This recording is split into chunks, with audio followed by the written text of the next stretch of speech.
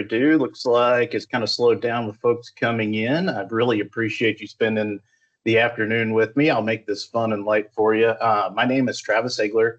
I'm a strategic advisor over here at ROGII. I've been here for a little over a year. A little bit about myself. I started as a geophysicist at Schlumberger, and then I moved over to Halliburton in the technical sales organization, ran their northern region for a little bit at Landmark, and then was at IHS. So I have a background in the data side, which is why the guys and gals over here at ROGII have asked me to step in and help with some of the things we're doing around what we call solo data factories. So if I haven't met you before, it's nice to meet you. Again, my name is Travis Hagler, and feel free to contact me at any point if you have any questions around Solo Data Factory or anything else, and I'll be absolutely happy to help you out. So let's go ahead and get started. For those that may not be familiar with what ROGII is all about, it's more than just StarSteer. So the company was flagship product as our geoscience desktop software called StarSteer. That's where a lot of our users are doing their operations geology, map making, and well planning within the application. But what we've done in the last few years is expanded our viewpoint way past just our geoscience desktop software into what we call the entire Solo Cloud infrastructure. So we can take things that I use on the left side of the diagram, and we stream in data directly into Solo Cloud for our operations users and end users in the subsurface world to be able to use, whether it's from WITSML, it's from our own Solo Box third-party WITSML servers into what we call feed. That can then be displayed into StarSteer. It can be used in time series data and DrillSpot for real-time analytics. It can be used in Starlight. So Starlight's our web and mobile-based application for quick look, understanding, and visualization of your geosteering when it's going on. I play a lot on the right side of the equation here, which is getting data out of Solo Cloud in either using the Python SDK, Solo Connect, which is going to be a part of Feed, which we'll talk about in a further webinar of input, output, and exchange, and access to our public API to be able to push and pull data to third-party databases and other applications.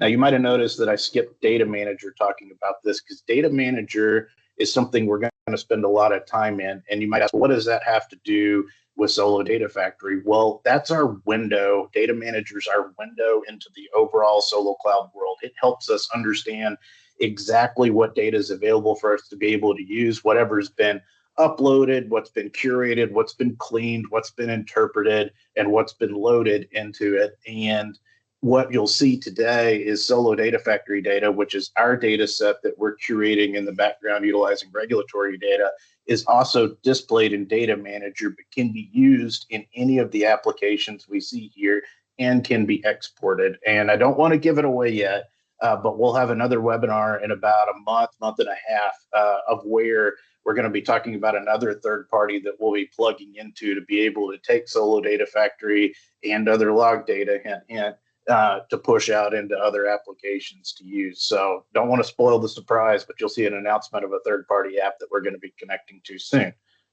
That all being said, let's take a step back and look at what we're doing with Solo Data Factory. So what is our mission statement? As a former product manager currently helping on the commercial side, I always like to start with a mission statement of why are we doing this? What makes us different and unique versus other data providers? Because we're coming at this from a very unconventional operations, real-time operations focus, whether it's on the drilling or the geoscience side. And what I'm trying to do is help the team solve one of the industry's biggest challenges that we face is quick access to relevant, high-quality regulatory well data for unconventionals. That is what we're up to here.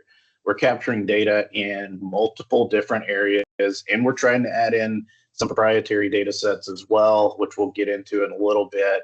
And we're doing this and trying to focus around two key tenets of it is having current data that's regulatory data to be able to look at for competitor wells, for if you're trying to look at any wells around you, and we'll focus on this and the gun barrel plot and other things in just a second, and accessibility. And what does accessibility mean? It means you don't have to go build ETLs, you don't have to go import, export from some other source that isn't ready to be able to utilize within the Solo environment, so that the end user can actually access the data in near real time as much as they can for competitor wells to be able to use. So you don't have to do a manual import. You don't have to do a manual download from a browser and push into it. And what we've done is build a factory in the background, hence Solo Data Factory, of 48-hour release turnaround time for trajectories in the background. So if it's within a regulatory website, so let's say it's within the Railroad Commission's website, we'll have it cleaned, QC'd, and pushed through with every data point within a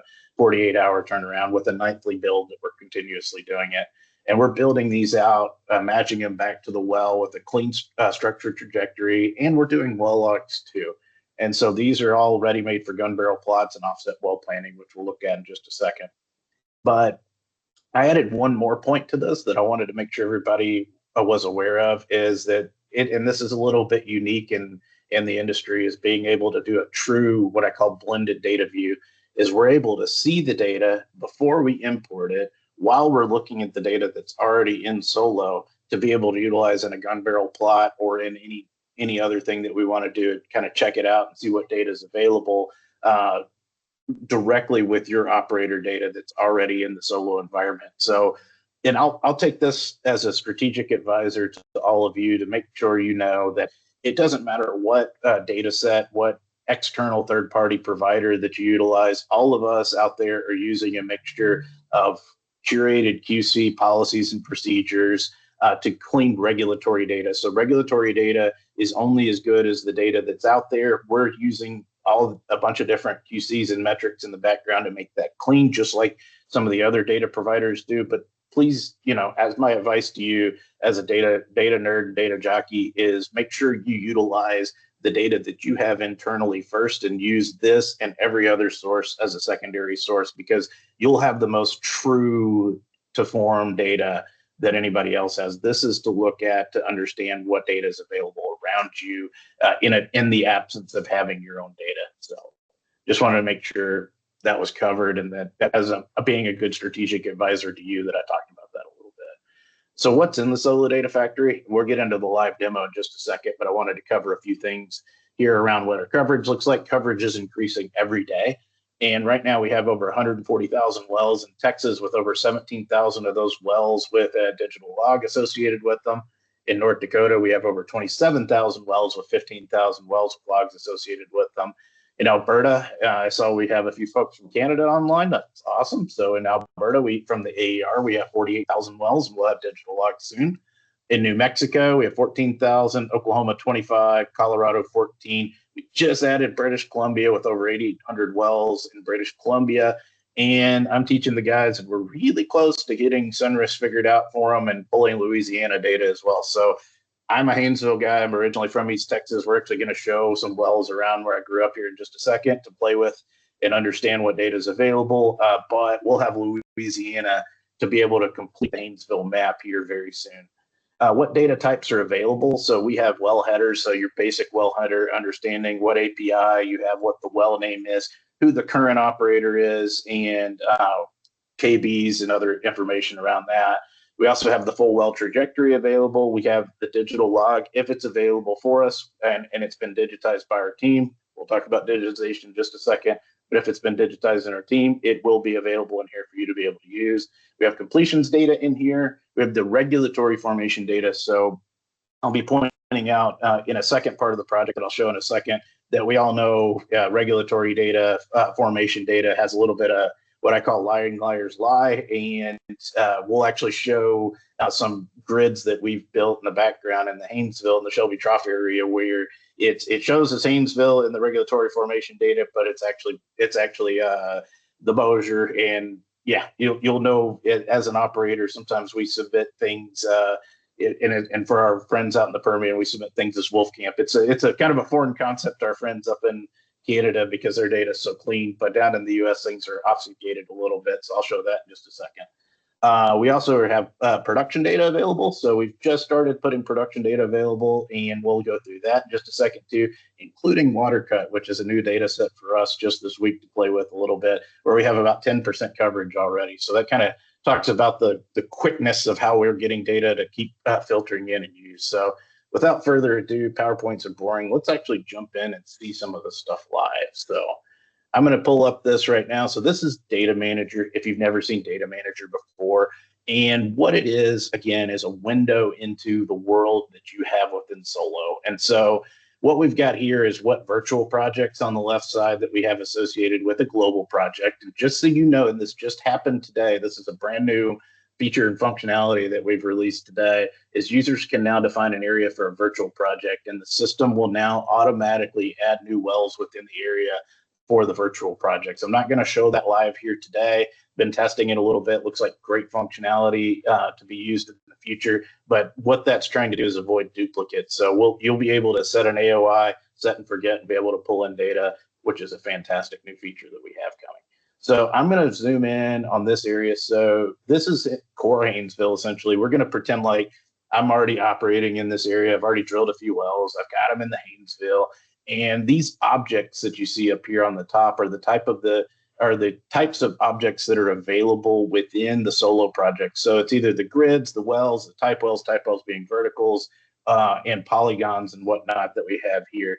If you haven't been in Data Manager in a while, we now have these filters on the left side. And so I'm going to look at one of these filters and look at the polygons that we have available for us. So we're going to be focusing in on Panola County today. So I'm going to turn on Panola County for us to look at.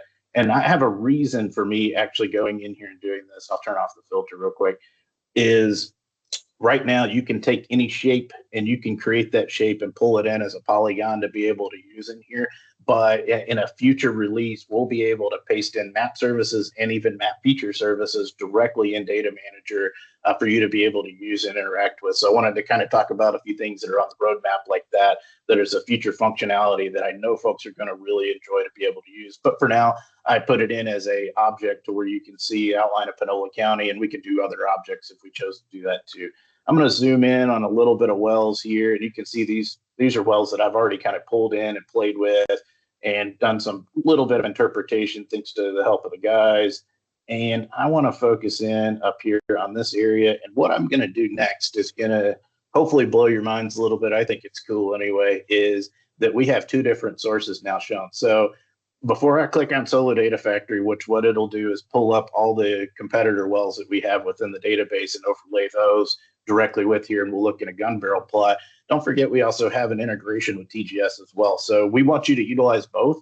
If we have a well that's ahead and we've got a current well that they haven't gotten their trajectories, grab a mixture. If you have TGS and you have a subscription to them, they may have logs. They will have logs, to be fair, that we don't have. So grab them and pull it in too. And when you do that, and I'll kind of show it at the top here, you'll see this source type will get tagged within particular areas. So if a well is coming in directly from Solo Data Factory, it'll get source tagged to Solo Data Factory. If it's coming in from TGS, it'll get tagged as TGS. So that way you can keep track of everything for good data governance standards for your company. So I'm going to click on Solo Data Factory first. Let's pull it up. So we're looking around this well. We've already steered this one.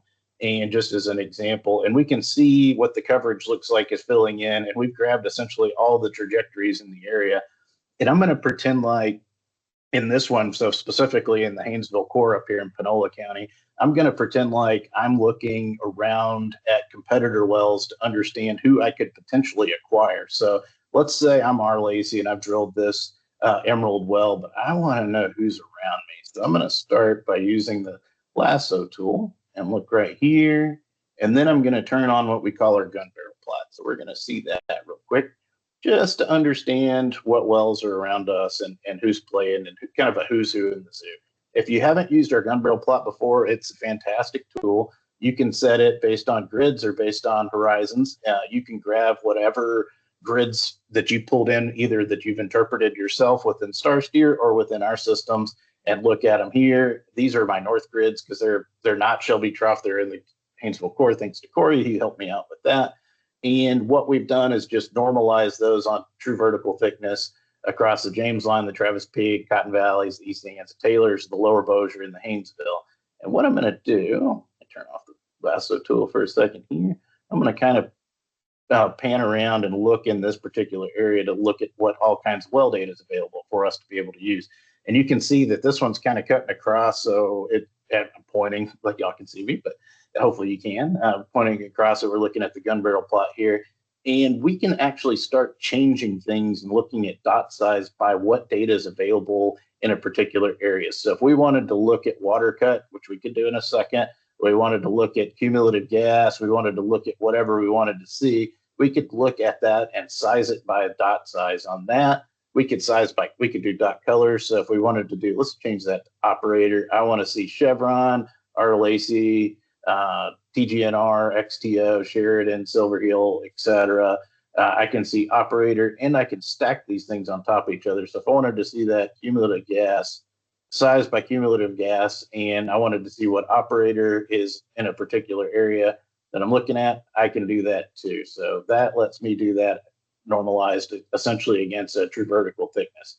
Now let's see if I wanted to do this in TVDSS. There's not a lot of structure here. I know the area pretty well. There's some, but not a ton. We'll look at some more areas that have some more structure, especially in Shelby Trough here in a second. But I'm going to play with it anyways, just to kind of show you what this button does. So you can see it, true vertical thickness, a little bit of a picked high there. And I noticed there was a well, I believe, that was up here playing with that kind of threw me off a little bit. So these are wells that are showing here, and let me change this a little bit. And you can see how interactive this is. And again, I have not imported this data into my project at all. This is all being shown live, directly hitting the database without even having to import the data. Here it is. So this was the well I was looking for here. And if I wanted to look at this well, the Lewis Unit 1B, and I'm trying to understand what the heck's going on uphole. Is this Travis Peak? What is this?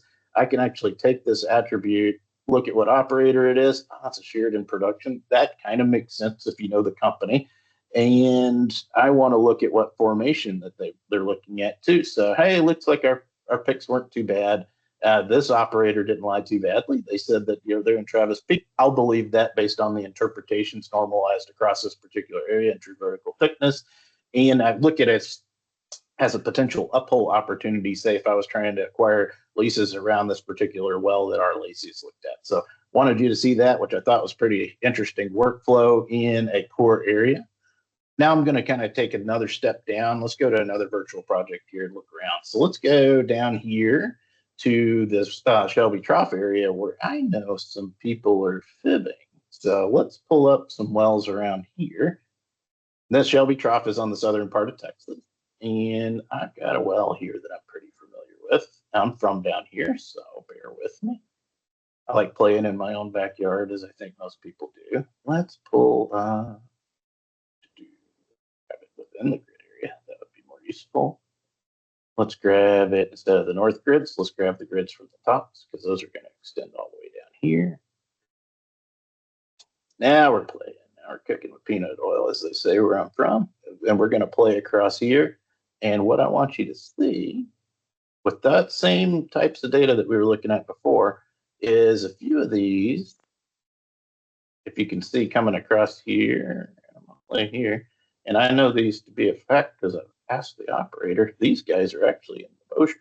And so you can see that and look at competitor information and wells across there to understand what you could be potentially doing and see who those particular operators are that are in a particular area. And just, again, we're looking at a lot of gas stuff here, but you could look at proppant if you chose to do so. You can change the color palette in here and look at this data. And again, this is all before I've even imported the data. So say you wanted to import this data and use it directly in your next project to be able to use within your project and within this virtual project, you just hit the import button and that's all you need to do. And then it'll load in as an object and then you can use it for well planning, exploration, whatever you need to do. If it has a log associated with it, it'll tell you. So now I'm going to jump over real quick because I'm going to look at a bunch of different places. We're going to look at the Eagleford.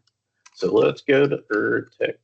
This is what I used at ERTech. So the ERTech Eagleford project.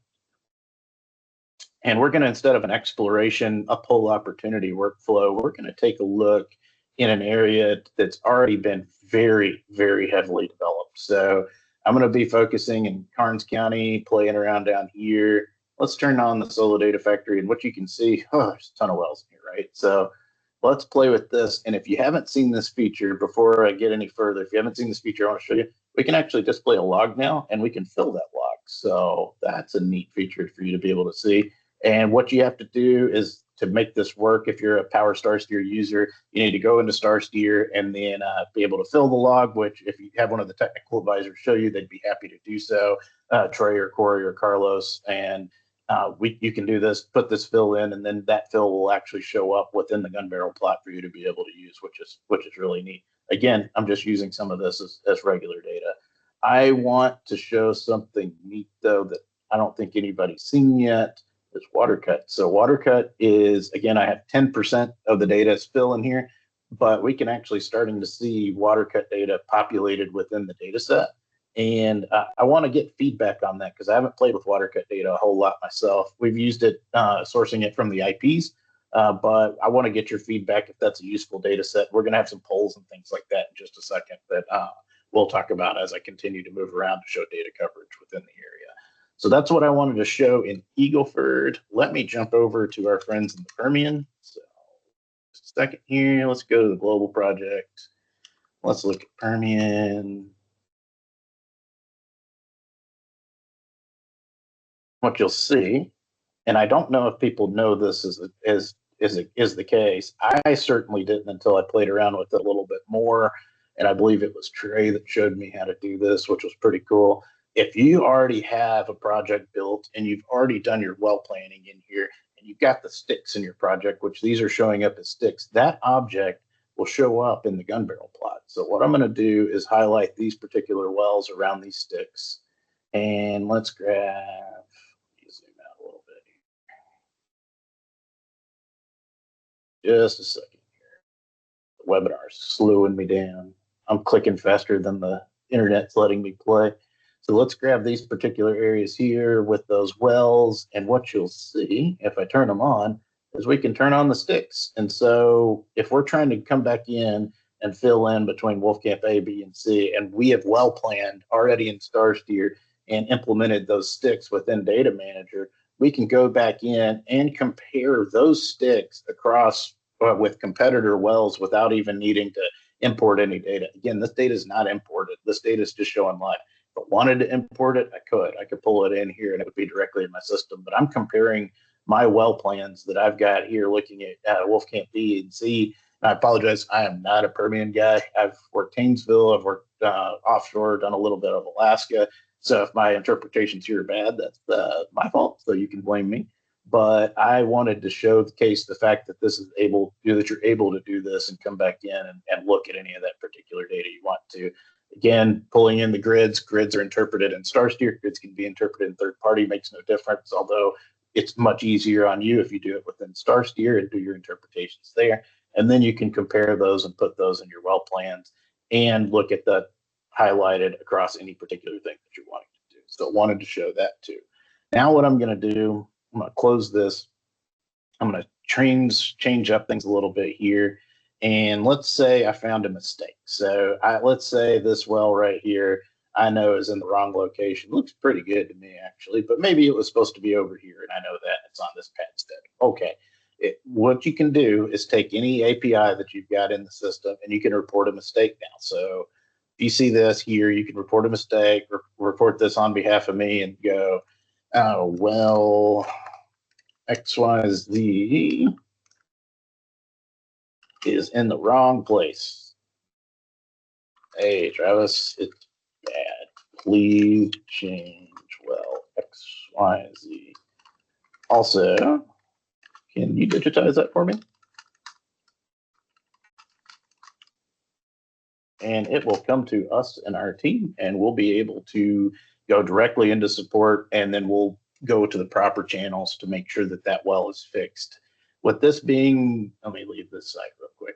With this being something that we're continuously updating and improving, what we don't want to do is have the data shown in any kind of bad light. It is coming from regulatory data. There are mistakes within the Railroad Commission, within Sunrus, within OCC, within all of those different data types. We know that.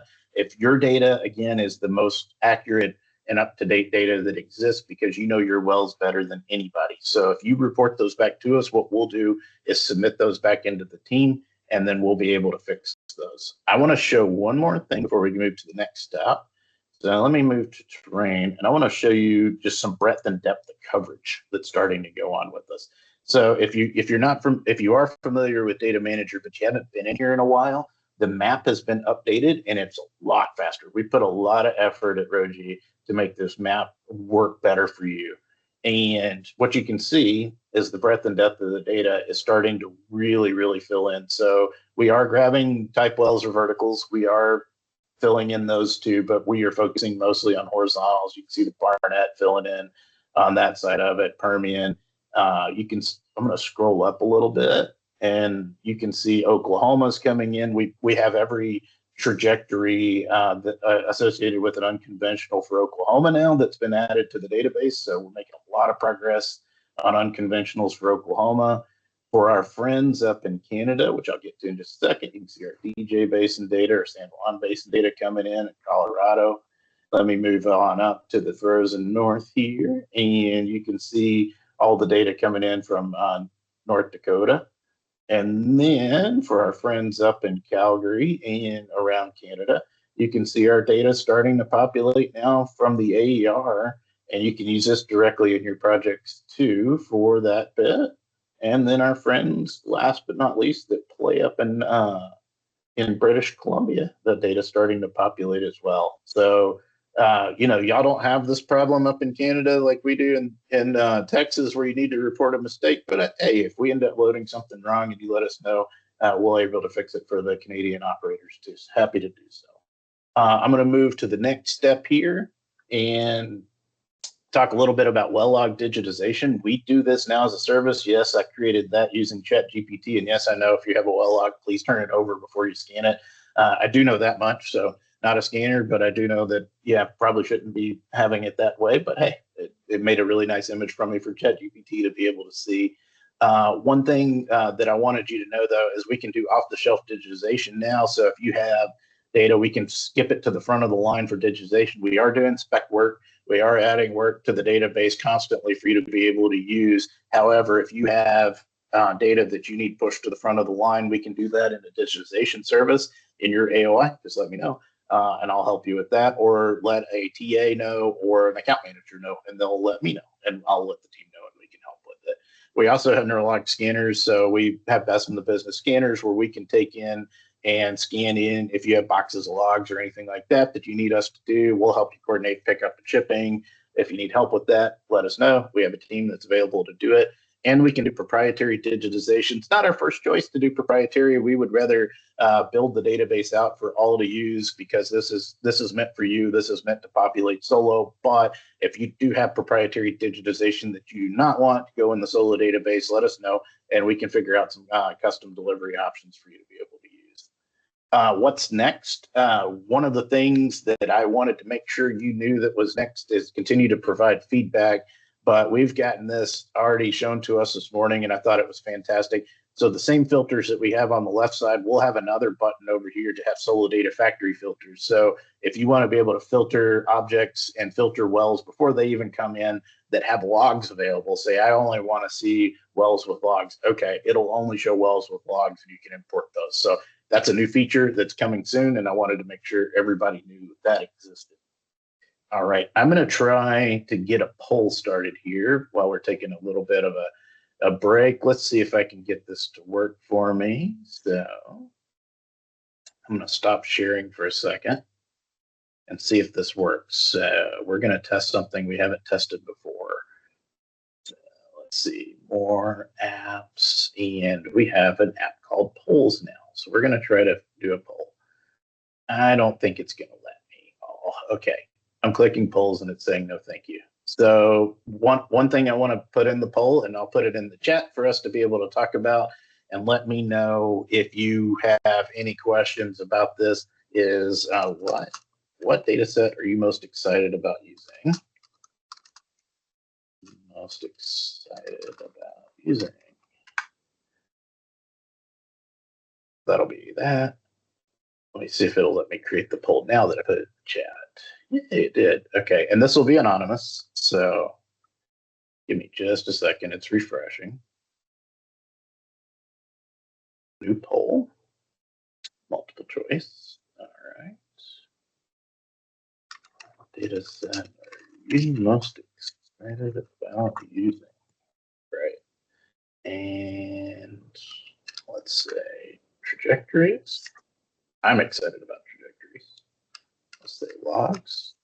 Always excited about logs. Let's add an option 3, production. And there's no wrong answer with these. It's simply curiosity to see what we need to focus on. So let's see. Let's see if this poll launched or not. If it doesn't, it's okay. Y'all can let me know by email. It did. Here we go. What data set are you most excited about using? And click whatever you feel comfortable doing. Trajectories, logs, production, or completions. Seeing some folks coming in now, which is good. All we'll see is the results. We won't see who did thing here. And while that's loading, I'm going to ask a second question here, multiple choice.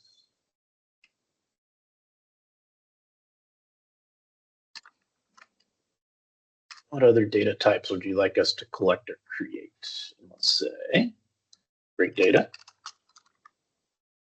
permits,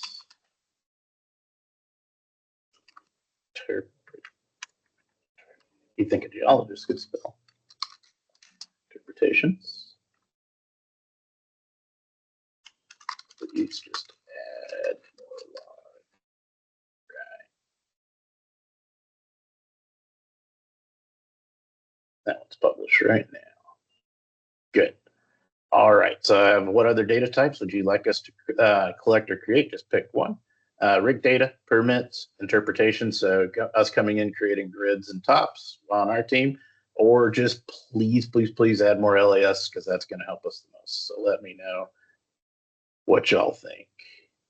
Starting to see some results coming in. That's good. All right. Ooh, I didn't see that one coming. Okay, so permits is starting to win. Interesting. Okay, I can do this. I know how to do it. So that one's starting to get really big. I expected the most excited about using logs, but I kind of expected the second one to be what are the data types you like to create or collect? Please just add more logs. But I'm starting to see permits is winning. Okay, that's good feedback. Thank you. This is how we do the right thing at any company in a product management role, is making sure we capture what people really want. So that's awesome. All right. Well, it looks like there was anything in the chat here. Any questions? Let's see.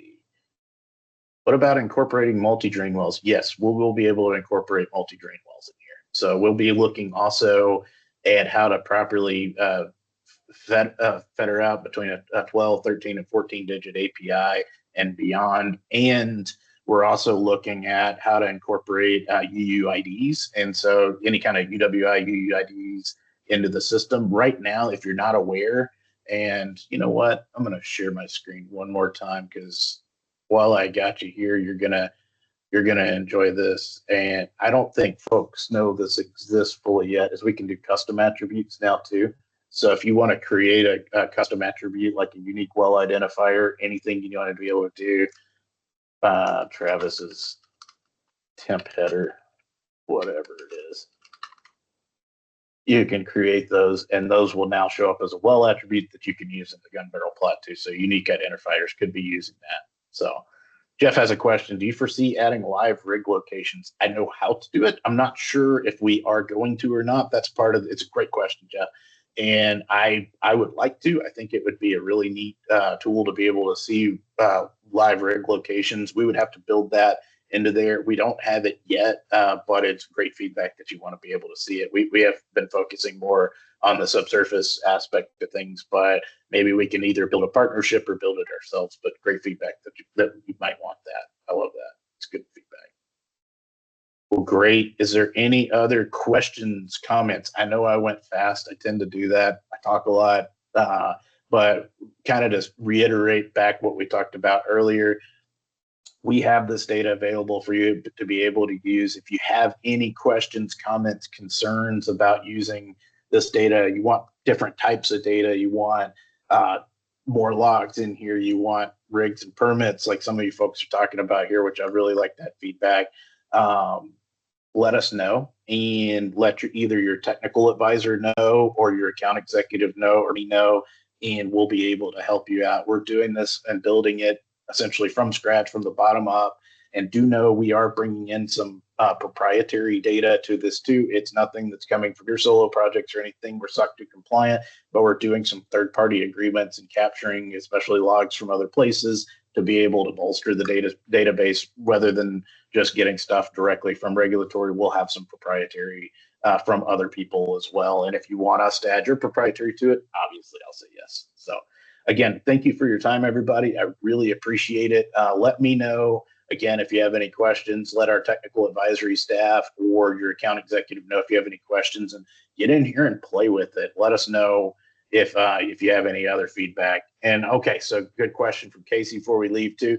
What are the most used features on the platform right now? Tracking in the background. It seems like most people are just pulling trajectories right now to be able to use for well planning. So my guess, and my educated guess by talking to the clients that are using it already, and there are multiple clients already actively using this system, there are many folks in the background pulling the trajectories and the basic well header and using them as part of their well planning, which is really great. We love to see that.